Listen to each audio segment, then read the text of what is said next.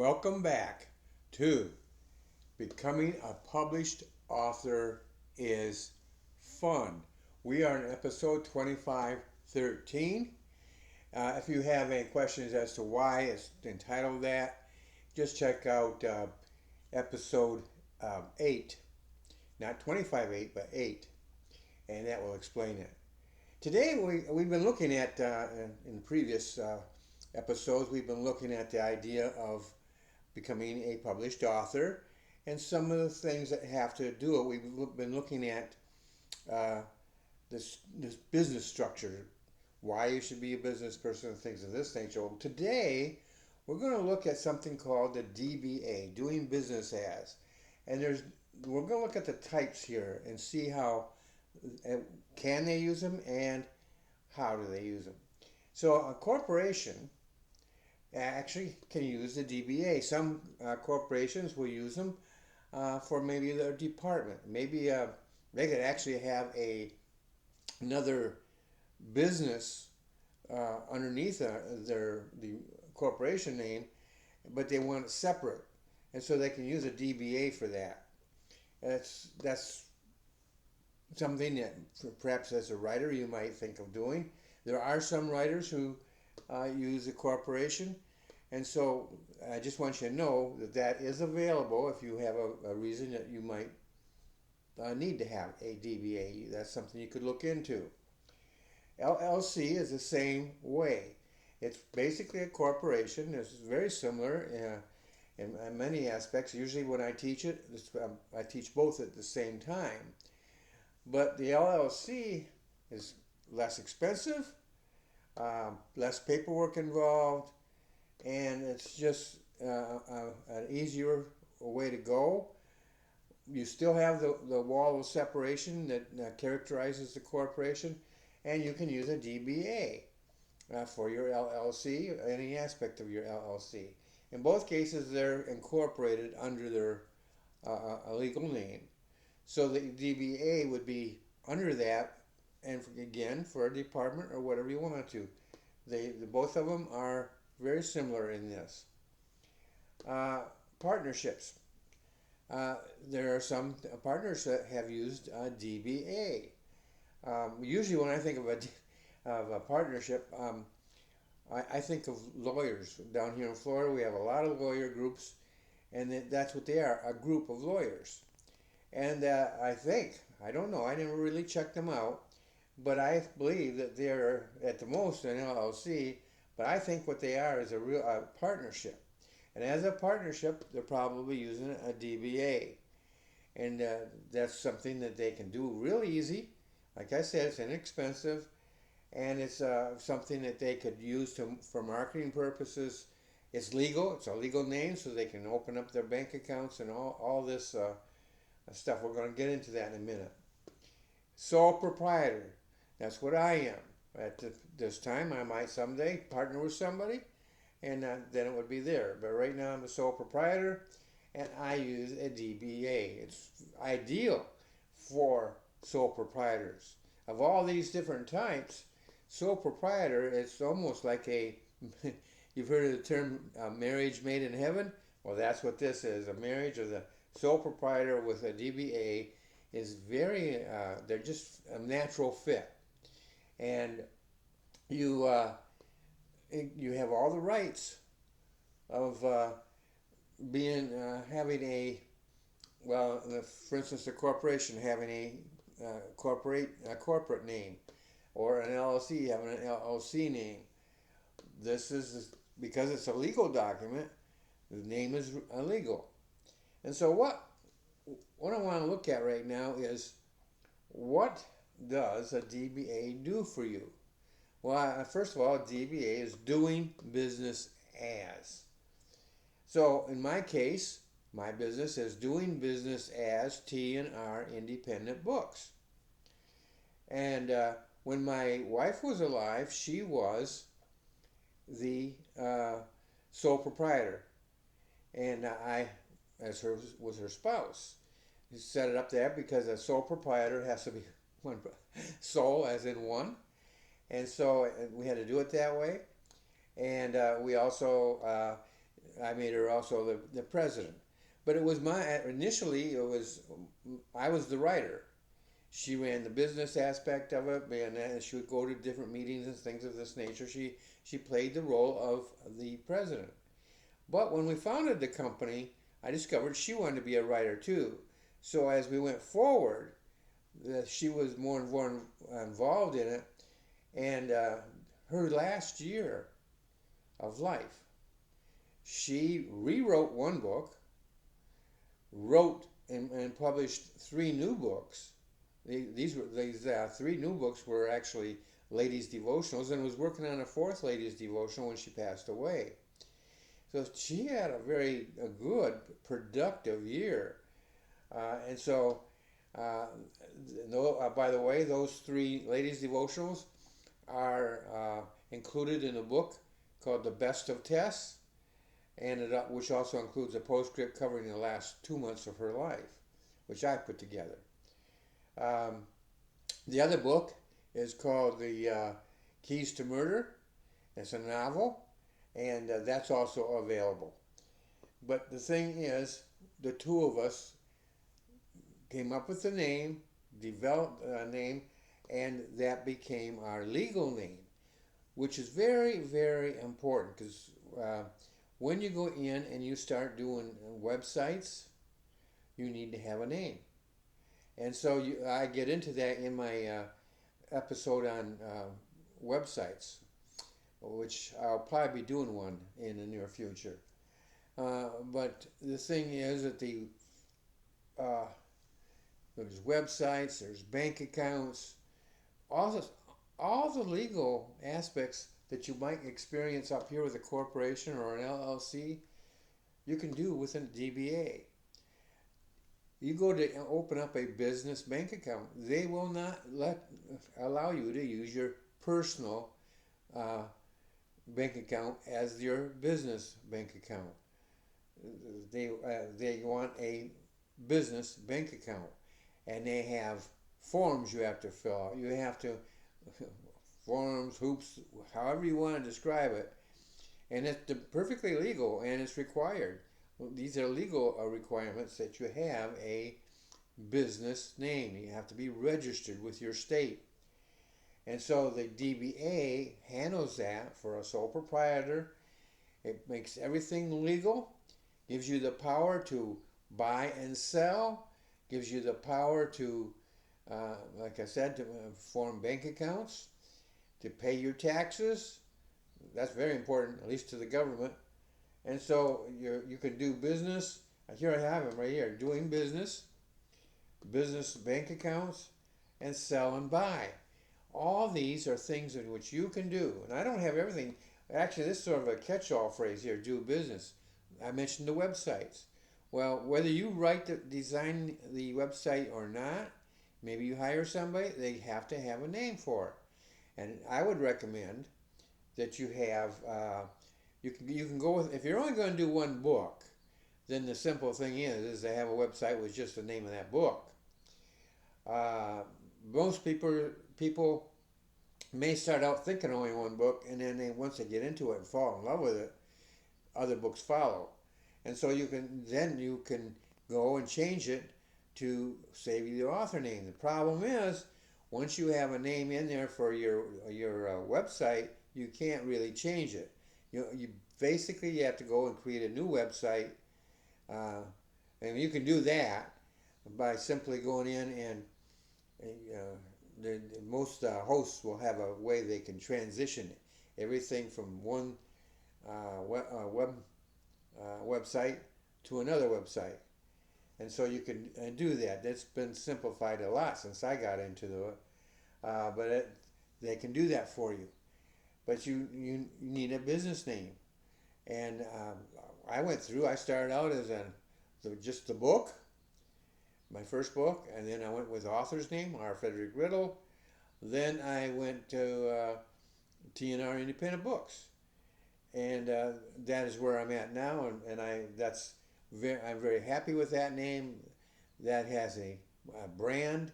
It has all the elements that you want to have. And so the thing is, T&R Independent Books. By the way, the T stood for Teresa or Tess, which is her author's name, and the R stood for Ron or Ronald or uh, R. Frederick Riddle, which is my author's name. And then, of course, independent tells you I'm independent, and bookstore tells you what I'm in, what kind of business I'm in. And by the way, that points out a truth that you need to have. We'll get into it more on websites, but you need to be able to, you should have a website that tells the people who they're looking for. For instance, if all it is the name of a book, you can just leave it like that. If it's an author, you can kind of leave it like that, or you could say something about being a novel or whatever. You can add on to it. I went with just the name R. Frederick Riddle, but I could have just as easily said novelist R. Frederick Riddle or something of that nature. I do more than novels now. I do novels and I also do nonfiction, so that wouldn't have worked in the long term. Uh, but T&R Independent Books is a name that is an umbrella to every aspect of the business that I do. So I'm very pleased with it. And that's what you want to look for. So try to look ahead. Are you thinking that maybe you might want to, if there's a possibility that you might write more books than the one you're writing right now, then I would suggest you think that way and you build that way. Just because you only have one book doesn't mean you can't have a business title, and which would be, again, using the DBA. So think of those things. Think them out. Talk to people. If you know somebody who can help you, get their information. Or, another way, simply watch me right here at Becoming a Published Author is Fun. I am constantly giving out information.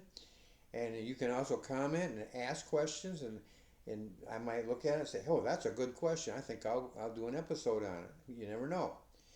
So basically that's what I want you to see today is that a DBA, doing business as, impacts every aspect of your business. Business bank accounts, oh, that's an essential. Especially when you're going to be doing business with the government, not necessarily selling them things. You're going to be reporting to them. You're going to be paying them taxes, and so that's how they will communicate to you by your business name or DBA or corporate name, whichever type you happen to have.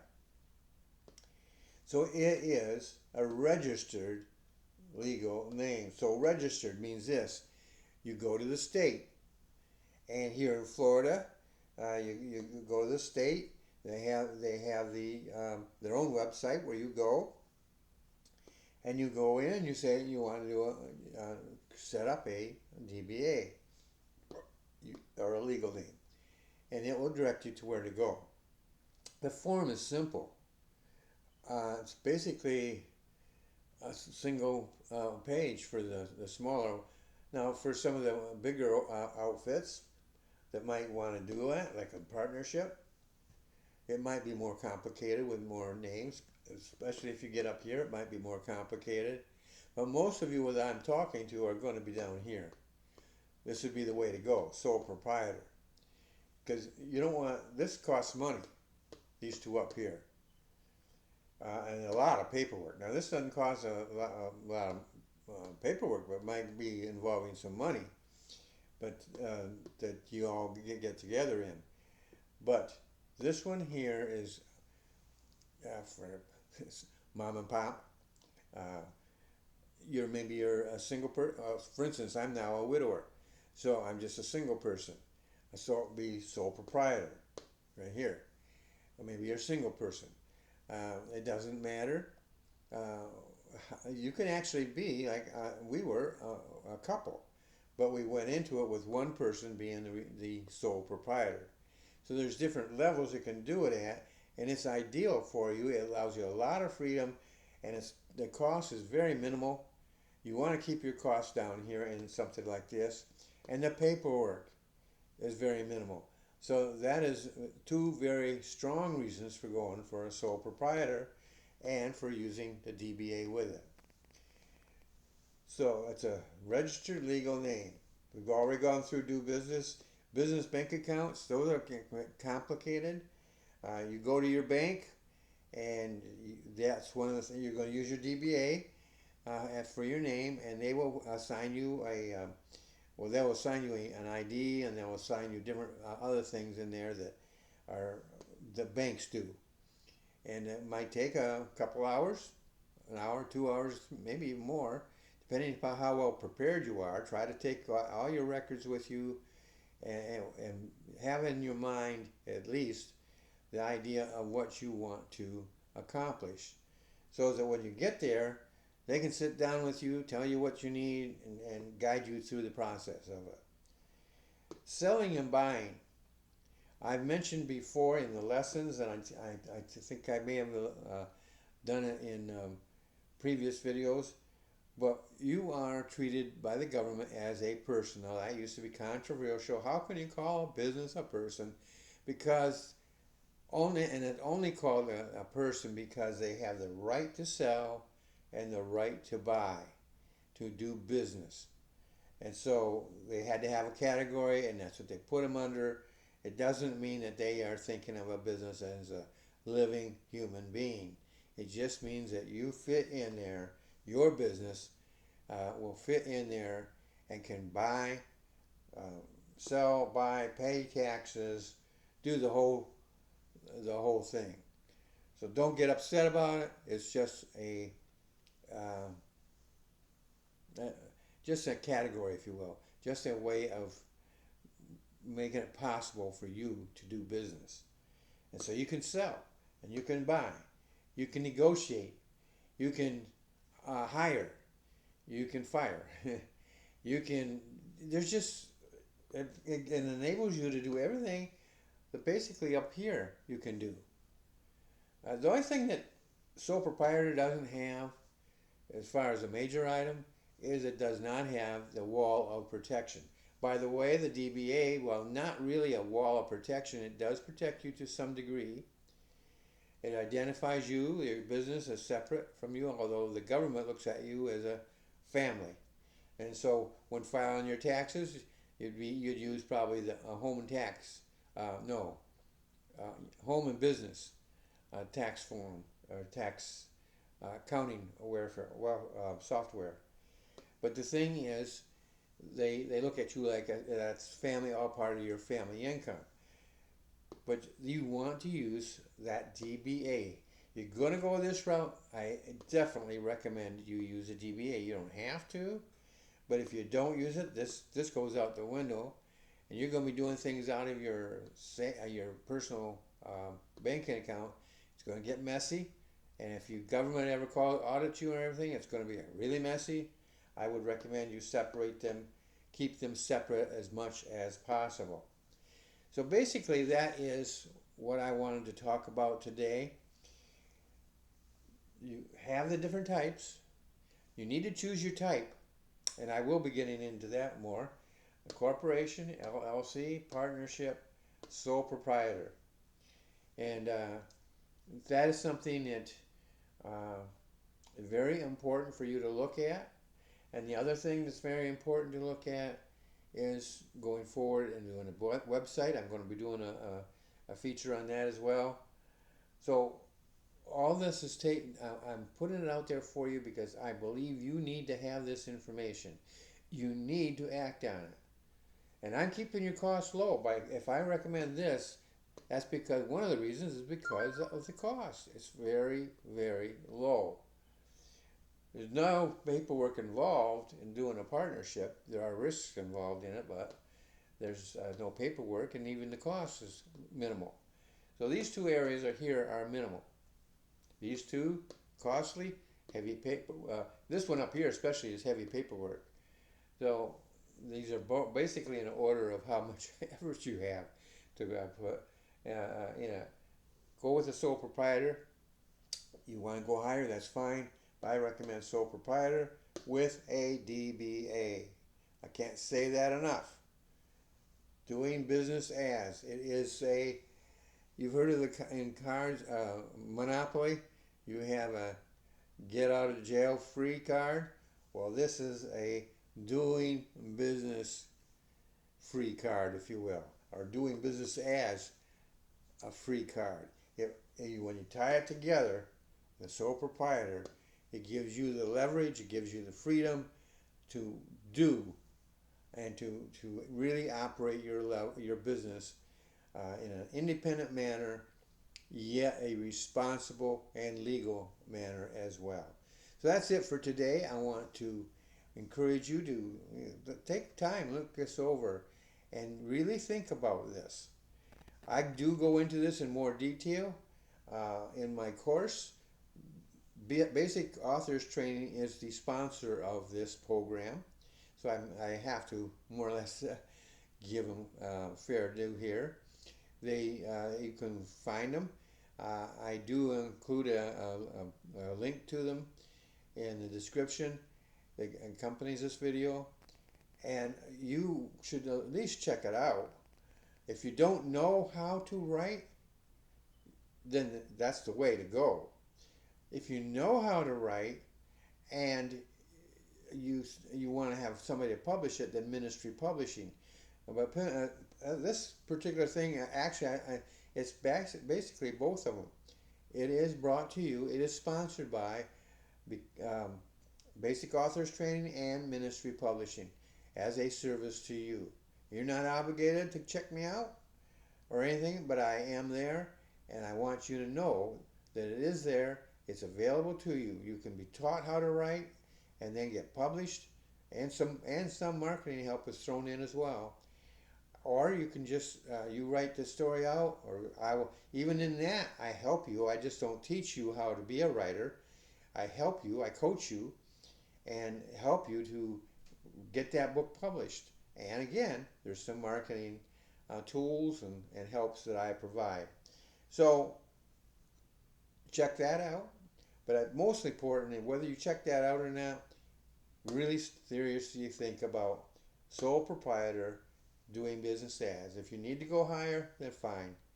But also find out, can I use DBA? Now, different states might be different as to what they allow you to do.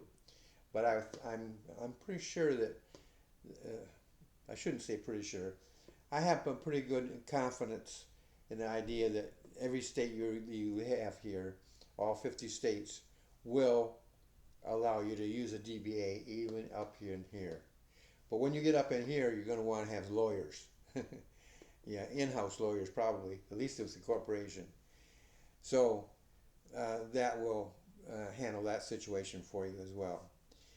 So that's it for today. I will see you in the next episode of Becoming a Published Author is Fun.